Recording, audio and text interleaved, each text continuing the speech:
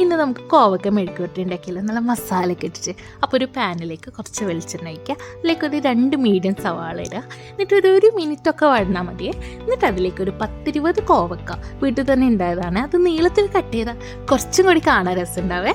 അതൊന്ന് നല്ലോണം വഴറ്റിയെടുക്കുക. പിന്നെ വെള്ളമൊന്നും ഒഴിക്കേണ്ട ആവശ്യമില്ല, നമ്മൾ മൂടി വെച്ചിട്ട് വേവിക്കുക. ഇടയ്ക്ക് മൂടി തുറന്ന് വഴറ്റുക. ഈ ഒരു സ്റ്റേജിൽ വേണം നമുക്ക് പച്ച വെളിച്ചെണ്ണ ഇങ്ങനെ ചുറ്റിച്ചുറുക്കണം. അപ്പോൾ ഒരു നല്ല സ്മെല്ല് വരാനുണ്ട്. ഇനി ആവശ്യത്തിന് ഉപ്പിടുക.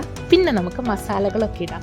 1 ടേബിൾ സ്പൂൺ മുളക് പൊടി, 1/4 ടേബിൾ സ്പൂൺ മല്ലിപ്പൊടി, 1/2 ടേബിൾ സ്പൂൺ കുരുമുളക് പൊടി, 1/4 ടീസ്പൂൺ മഞ്ഞൾപ്പൊടിയാണ്. ഇവിടെ മല്ലിപ്പൊടീൻ്റെ കളറ് ഒരു കറുപ്പ് കളറല്ലേ, അതെന്താണെന്ന് വെച്ചാൽ വീട്ടിൽ നിന്ന് തന്നെ വറുത്ത് പൊടിക്കുന്നതാണ്, അതുകൊണ്ടാണ് ഇങ്ങനത്തെ കളറ്.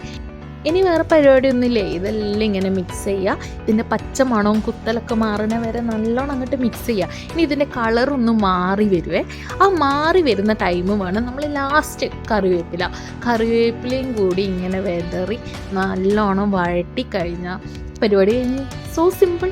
ഒരു 10 മിനിറ്റ് നല്ല കോവക്ക മെഴുക്കുവരട്ടി റെഡിയായി. അപ്പോൾ എല്ലാവരും ഇത് ട്രൈ ചെയ്യണം. ഫീഡ്ബാക്ക് കമൻറ്റ് ബോക്സിൽ പറയണം കേട്ടോ. അപ്പം സീ യു, ബൈ ബൈ.